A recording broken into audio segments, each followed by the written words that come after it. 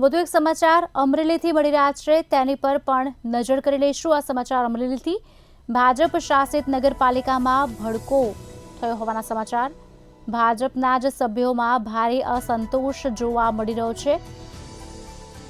ભાજપના પાલિકા સદસ્યોએ અવિશ્વાસની દરખાસ્ત કરી છે। આપને જણાવી દઈએ સમાચાર પાલિકાના ચીફ ઓફિસર તેમજ કલેક્ટરને રજૂઆત કરવામાં આવી છે।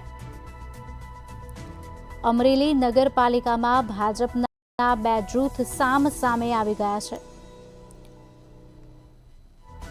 વર્તમાન સદસ્ય કાળુ પાનસુરિયાની આગેવાનીમાં રજૂઆત કરવામાં આવી છે। નગરપાલિકામાં મનસ્વી રીતે નિર્ણય થતા હોવાના આક્ષેપો પણ કરવામાં આવી રહ્યા છે। અગાઉ બોલાવાયેલી સભા કારણ વગર જ રદ કરી નાખી હતી તેવું કાળુભાઈ પાનસુરિયાનું કહેવું છે। આવશ્યક સેવાઓ સિવાયના ખર્ચ અટકાવી દેવા રજૂઆત કરવામાં આવી છે। અમરેલી નગરપાલિકામાં ભાજપ વિરુદ્ધ ભાજપની લડાઈ જોવા મળી રહી છે।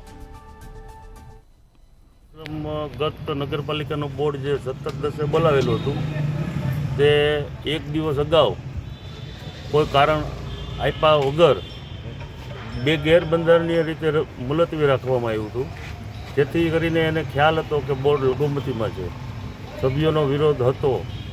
એને ખ્યાલ આવતા બોર્ડ એક દિવસ અગાઉ જ મુલતવી રાખી અને એક તો નિયમ અનુસાર તરત જ અઠવાડિયાની અંદર બોર્ડ બોલાવવું જોઈએ, એ બોર્ડ એને આજ દિન સુધી એટલે 1-1.5 મહિના સુધી બોલાવેલ નથી।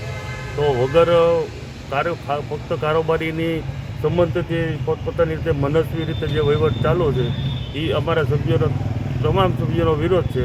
આજે અમે લેટર કલેક્ટર શ્રી અમરેલીને દેવા આવ્યા હતા, ચીફ ઓફિસર શ્રી અમરેલીને પણ અમે આપેલો છે અને આવતીકાલે અમે પ્રાદેશિક કમિશનર ભાવનગરને પણ અમે આપવા જઈ રહ્યા છીએ। આવશ્યક સિવાય કોઈ ખર્ચ કરવો નહીં। અવિશ્વાસની દરખાસ્ત પણ અમે મૂકી છે ચીફ ઓફિસર શ્રી પાસે, કલેક્ટર શ્રી પાસે અને આવતીકાલે ભાવનગર ખાતે પણ અમે અમારી અવિશ્વાસની દરખાસ્ત રજૂઆત કરવાના છીએ।